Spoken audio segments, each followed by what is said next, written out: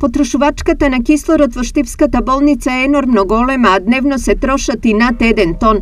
Ова е максимална дневна потрошувачка на кислород од почетокот на ковид пандемијата и двојно поголема од почетната максимална потрошувачка која беше околу 500 литри. Ние веќе го надминавме 1 тон, значи можам да кажам со последните случаи и не знам докога веројатно ќе расне уште одреден период бројката, меѓутоа со префрлањето на режим на течен кислород малку по малку ќе ни се олесни, бидејќи знаете колку повеќе растеше потрошувачката на кислород, тоа изискуваше се повеќе кислородни боци, значи и ангажман на вработените и ангажман на оние добавувачи кои што ги има, значи тие требаше екстра боци да наоѓаат, ситуацијата секаде е тешка, така да еве гледате секаде потрошувачката е голема, меѓутоа ние сме спремни да одговориме на предизвикот. Бројот на пациенти на кислородна поддршка се движи од 40 до 50, а она што загрижува е драстично намалување на старосната граница на хоспитализирани со сериозни компликации.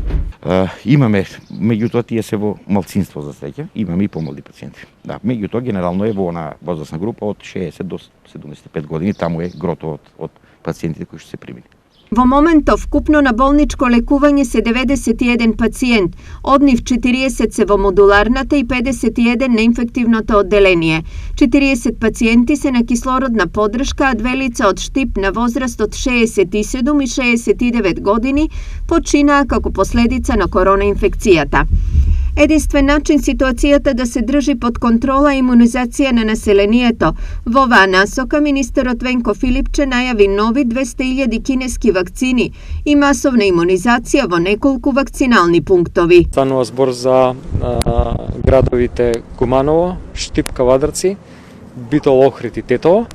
И секако со директорите на болниците за здравствените домови да поразговараме за тоа како ќе се прераспредели на кадарот. Следните вакцини на почеток на следната недела ги очекуваме од страна на компанијата Pfizer, според најавата на 19 10.000 вакцини, понатаму на 26 уште 10.000. Кинеските вакцини треба да ги очекуваме околу 28 април. Во моментов на државно ниво е регистриран благ пат на новодијагностицирани пациенти, но крајна внимателност и одговорност и понатаму е неопходна.